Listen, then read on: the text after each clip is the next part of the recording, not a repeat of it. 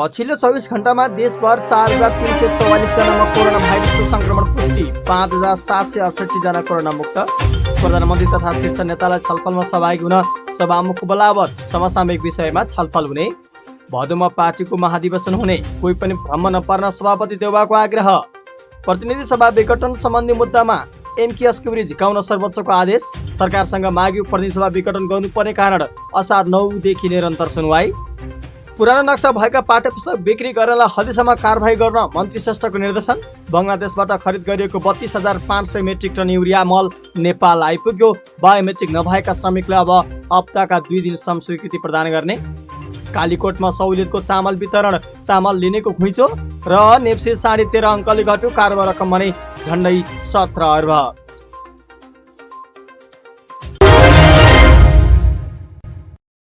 दर्शक महानुभाव नमस्कार, हाम्रो च्यानल हाम्रो न्युजमा यहाँहरूलाई हार्दिक स्वागत छ।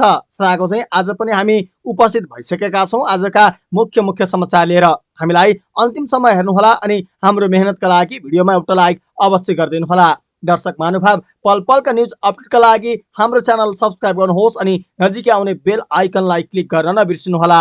दर्शक महानुभाव कुन जिल्ला, कुन प्रदेश, कुन महानगरपालिका, कुन पालिकाबाट हामीलाई हेर्दै हुनुहुन्छ कृपया कमेन्टमा लेख्नुहोला। पहिलो पटक भिडियो हेर्दै हुनुहुन्छ र हाम्रो न्युजको युट्युब च्यानलमा पहिलो पटक जोडिनु भएको छ भने फर्स्ट टाइम लेख्नुहोस् र सधैँ हेर्नुहुन्छ भने रेगुलर लेख्नुहोला र जाँदा जाँदै हाम्रो न्युजको युट्युब च्यानललाई सब्स्क्राइब गर्न भने नबिर्सिनुहोला।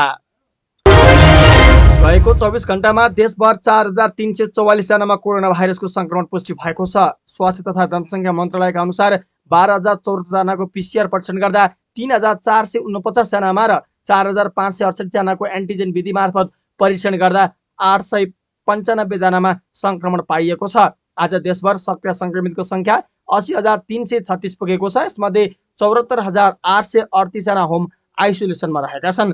यस्तै गएको 24 घण्टामा काठमाडौँ उपत्यकामा 915 जनामा संक्रमण भएको पाइएको छ। काठमाडौँमा 679, भक्तपुरमा 85 र ललितपुरका 151 जनामा संक्रमण पुष्टि भएको छ। यस्तै गएको 24 घण्टामा 5,768 जना कोरोना मुक्त भएका छन्। अहिले कोरोना मुक्त हुने दर 85.2% पुगेको छ। यस्तै कोरोना भाइरसको संक्रमणका कारण थप 81 जनाको ज्यान गएको छ। सभामुख अग्नि प्रसाद सापकोटाले प्रधानमन्त्री केपी शर्मा ओली सहितका शीर्ष नेतालाई छलफलमा बोलाउनु भएको छ। बुधबार एक विज्ञप्ति निकालेर सभामुख सापकोटाले प्रधानमन्त्री ओली सहित पूर्व प्रधानमन्त्री र संसद प्रतिनिधित्व गर्ने दलका शीर्ष नेताहरूलाई छलफलमा बोलाउनु भएको हो। सभामुखले पत्र लेखी समसामयिक विषयमा छलफल गर्नुपर्ने भन्दै जेठ 28 गते दिउँसो 2 बजे संघीय संसद भवन नयाँ बानेश्वर लेस्यो हलमा बोलाउनु भएको छ। नेपाली कांग्रेसका सभापति शेरबहादुर देउवाले आउँदो भदौमा पार्टीको 14औं अधिवेशन गर्न प्रतिबद्धता जनाउनु भएको छ। बुधबार विज्ञप्ति निकालेर सभापति देउवाले आउँदो भदौमा पार्टीको 14औं महाधिवेशन हुने र त्यसमा आफू प्रतिबद्ध रहेको जानकारी गराउनु भएको हो। पार्टीको महाधिवेशन प्राविधिक वा प्रशासनिक विषय मात्र नभएर यो एक महत्त्वपूर्ण राजनीतिक अभियान भएको भन्दै उहाँले पार्टीको जीवन्तताका लागि महायज्ञ हो भन्ने कुरा आफूले राम्रोसँग बुझेको बताउनुभयो। महाधिवेशनको विषयलाई लिएर विभिन्न कुरा उठ्ने गरेको भन्दै उहाँले पार्टीको महाधिवेशन सम्पन्न गर्ने विषयलाई विवादित बनाउने वा कसैले महाधिवेशन गर्न चाहेको र कसैले नचाहेको देखाउने गरी पटक पटक आउने गरेका अभिव्यक्ति स्वीकार नहुने बताउनुभयो। पार्टीको महाधिवेशन पार्टीका सबै नेता र सदस्य मिलेर सम्पन्न गर्ने काम भएको भन्दै उहाँले यसका लागि सबै जिम्मेवार हुनुपर्ने बताउनुभयो। असार र साउन महिनाभर महाधिवेशनका लागि सबै पूर्व तयारी गर्नुपर्ने भन्दै उहाँले पार्टीको क्रियाशील सदस्यताको व्यवस्थापन, वडादेखि प्रदेश तहसम्मका अधिवेशनको तयारी लगायत महाधिवेशनका सबै काम सक्नुपर्ने भन्दै सभापति देउवाले यसका लागि निर्वाचन समिति, क्रियाशील सदस्यता छानबिन समिति गठन भई काम भइरहेको जानकारी दिनुभयो। महाधिवेशन सम्पन्न गर्ने बारे कुनै पनि भ्रम नपरी आफ्नो ठाउँबाट महाधिवेशन समस्या उत्पन्न हुन नदिनका लागि दत्तचित्त भई लाग्न समेत उहाँले कार्यकर्तालाई आह्वान गर्नु भएको छ। यसैबीच उहाँले सरकारले नागरिकको स्वास्थ्यका बारेमा समयमा गम्भीर भई इमानदारपूर्वक काम नगरेका कारण यो अवस्था सिर्जना भएको र यसमा सरकार पूर्ण रूपले दोषी रहेको बताउनु भएको छ। सर्वोच्च अदालतले प्रतिनिधि सभा विघटन सम्बन्धी मुद्दाको सुनवाईका लागि अदालतको सहयोगी एमकेएस क्युरी झिकाउन आदेश गरेको छ। संवैधानिक इजलासले एमकेएस क्युरीका रूपमा नेपाल बार एसोसिएसन र सर्वोच्च अदालत बारबाट 2 जना वरिष्ठ अधिवक्तालाई झिकाउन आदेश गरेको हो। प्रधान न्यायाधीश तोलेन्द्र शमशेर जबारा, न्यायाधीशहरू दीपक कुमार कार्की, मीरा खड्का, ईश्वर खतिवडा र डाक्टर आनन्द मोहन भट्टराईको इजलासले एमकेएस क्युरी झिकाउने आदेश गरेको हो।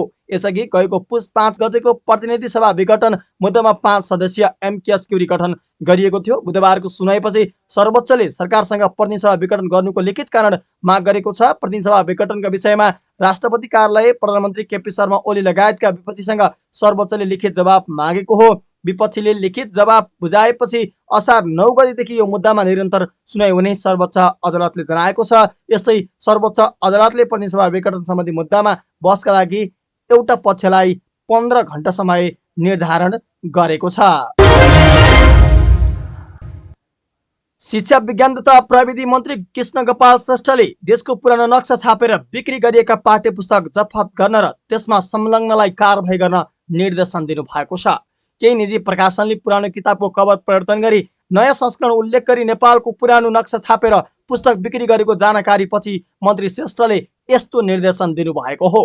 पाठ्यक्रम विकास तथा मूल्याङ्कन परिषदको बुधबार हिजो सम्पन्न भर्चुअल माध्यमबाट भएको 88औं बैठकमा मन्त्री श्रेष्ठले ती प्रकाशक र विक्रेतालाई कानुनको दायरामा ल्याएर हल्दैसम्मको कारबाही गर्न पाठ्यक्रम विकास केन्द्रलाई निर्देशन दिनुभएको हो। उहाँले सरकारको आँखा छलेर पुरानो नक्सा उल्लेख गरी पुस्तक बिक्री गर्ने, पुस्तक प्रकाशक र वितरकलाई तत्काल स्पष्टीकरण सोध्ने, पुरानो नक्सा अङ्कित बजारमा बिक्री भएका पुस्तक जफत गर्ने र मन्त्रालयको निर्देशन अटेर गरी कानुन अनुसार कारबाही गर्न केन्द्रलाई निर्देशन दिनुभएको छ। बैठकमा मन्त्रालयका सचिव रामप्रसाद थपलियाले पुरानो नक्सा राखी नयाँ पुस्तक बिक्री गर्नेमाथि कडा कारबाही गरिने जानकारी दिनुभयो। केन्द्रका महानिर्देशक अणप्रसाद न्यौपानेले पुरानो नक्सा छापेर पुस्तक बिक्री गरेका प्रकाशक र विक्रेतामाथि कारबाही प्रक्रिया अघि बढाउने जानकारी दिनुभयो। बैठकमा मन्त्री श्रेष्ठले कक्षा 6 को पाठ्य पुस्तक अभाव हुन नदिन सूचीकृतमा परेका प्रकाशकको पुस्तक छपाईका लागि स्वीकृति दिन समेत निर्देशन दिनुभएको छ। बैठकले विभिन्न विषयका कक्षा 6-8 को पाठ्यक्रम स्वीकृत गरेको छ। नेपालको नयाँ नक्सामा कालापानी, लेपुलेक र लिप्यधोराका भागहरू समेटिएको छ। बङ्गलादेशबाट खरिद गरिएको 32,500 मेट्रिक टन युरिया मल नेपाल आइपुगेको छ। सरकारबीच G2G मार्फत रासायनिक मल खरिद सम्झौता अनुसार कृषि सामग्री कम्पनी लिमिटेड प्रादेशिक कार्यालय ब्रिगन्जमा ती परिणाममा युरिया मल आइपुगेको हो।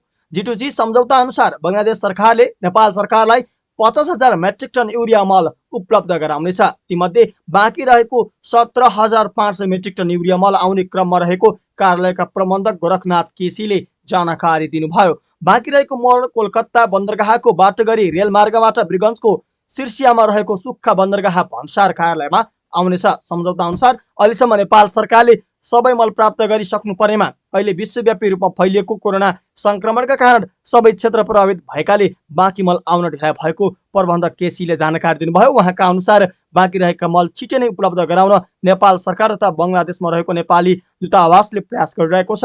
नेपाल सरकारले धानको सिजनमा मलको अभाव हुन नदिन बङ्गलादेशबाट 50,000 मेट्रिक टन मल ल्याउन लागेको हो। कृषि सामग्री कम्पनी लिमिटेड प्रादेशिक कार्यालय ब्रिगन्जमा अहिले युरिया मल 2,700 metric ton, DAP 1,402 metric ton र पोटास 1,280 मेट्रिक टन मौजात रहेका ती परिणामहरूले पहिलो चरणका धान खेतीका लागि प्राप्त हुने देखिन्छ। पर्सा जिल्लामा रहेको 131 थोक विक्रेता मार्फत ती मल किसानसम्म पुग्ने गरेको छ। ती कार्यालयले थोक विक्रेतालाई एक पटकमा 130 बोरासम्म मल दिने गरेको छ। विक्रेताहरूले पालिकाले तोकेको मूल्यमा किसानहरूलाई मल बिक्री गर्ने गरेका छन्। कतिपय विक्रेताले किसानसँग तोकेको मूल्यभन्दा बढी मूल्य लिएर मल बिक्री गर्ने गरेको गुनासो समेत आउन थालेपछि सम्बन्धित पालिकाले त्यस्ता कालोबजारी गर्ने थोक विक्रेतालाई कारबाही गर्नुपर्ने माग किसानको रहेको छ। पर्सामा 90% किसान व्यावसायिक रूपमा धान खेती गर्दै आएका छन्। पर्सामा कुल 46,000 हेक्टर क्षेत्रफलमा धान खेती हुँदै आएको छ। वैदेशिक रोजगार विभाग श्रम कार्यालय ताहाचलले अब हप्तामा 2 दिन श्रम स्वीकृति प्रदान गर्ने भएको छ। यसअघि प्रत्येक बुधबार प्रदान गरिँदै आए पनि अब भने हप्तामा आइतबार र बुधबार गरी 2 दिन प्रदान गरिने श्रम कार्यालय ताहाचलले जनाएको छ।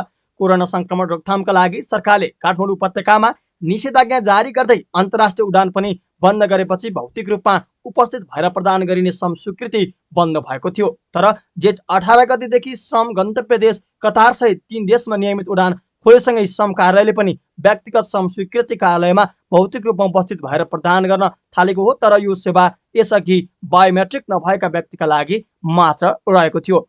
बायोमेट्रिक भएका र कार्यालयमा उपस्थित नभई अनलाइनबाटै स्वीकृति लिन सक्ने व्यक्तिले अनलाइनबाटै पनि सेवा लिन सक्छन्। अनलाइनबाटै हुने कामका लागि कार्यालयमा उपस्थित नहुन पनि अनुरोध गरिएको छ।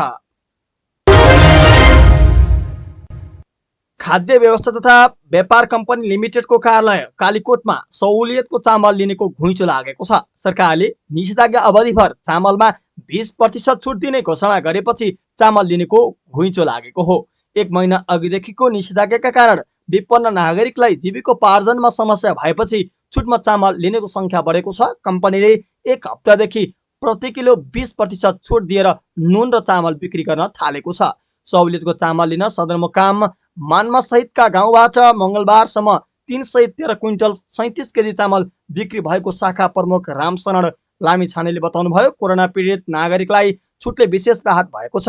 लामिछानेले भन्नुभयो, काम गर्न नपाएर मर्कामा परेका नागरिकले अहिले सहुलियतको चामल लिइरहेका छन्। स्थानीय प्रशासनको सल्लाहमा सोमबारदेखि बिहान 6 बजेदेखि 9 बजेसम्म मात्र चामल बिक्री गर्न थालिएको छ। खाद्यले प्रति परिवार 1 जनालाई सम्बन्धित ओडाको सिफारिस र नागरिकताको आधारमा 25 किलोको 1 बोरा चामल दिने गरेको छ। सरकारले छुटको घोषणा गरेपछि चामल लिनेको संख्या बढेको प्रमुख जिल्ला अधिकारी कृष्ण प्रसाद आचार्यले बताउनुभयो। कम्पनीले 20% छुट गर्न अघि 25 किलोको अरुवा मोटा चामल प्रति बोरा 1187 रुपियाँमा बिक्री गरेको थियो। अहिले 950 रुपियाँमा चामल बिक्री भइरहेको छ। त्यस्तै 1500 पर्ने अरुवा मध्यम चामल 1200, 1650 पर्ने जिरा मसिनो चामल छुटपछि 1320 र यसअघि 1440 मा बिक्री हुने मकवानपुर चामल 1152 रुपियाँमा बिक्री भइरहेको छ।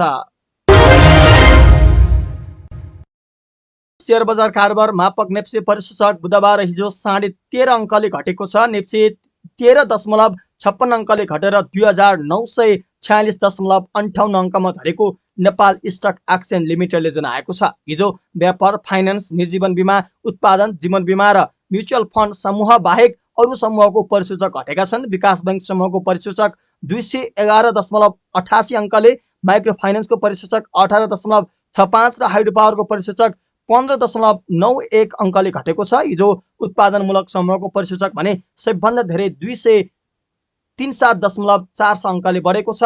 आन 221 कम्पनीका 16 अर्ब 79 करोड 70 लाख रुपियाँको कारोबार 3 करोड 13 लाख किता सेयर किनबेच भएका छन्। Arun valley hydro power development company लिमिटेडको सबैभन्दा धेरै 87 करोड 94 लाख रुपियाँ बराबरको सेयर कारोबार भएको छ। यस्तै नेपाल रिइन्स्योरेन्स कम्पनी लिमिटेडको 61 करोड 80 लाख रुपियाँ बराबरको सेयर कारोबार भएको छ। हिजो युनाइटेड मर्जीको सेयर मूल्य झन्डै 10% घटेको छ। Nepal insurance company, united Modi hydro power, Riddhi hydro power, Arun valley hydro power, CEDB hydro power, Baroda hydro power company limited, Pokhara finance limited र प्रभु इन्स्योरेन्स लिमिटेडको सेयर मूल्य भने 9.5% भन्दा धेरैले तथा दर्शकबिन मुख्य खबर बुलेटिन।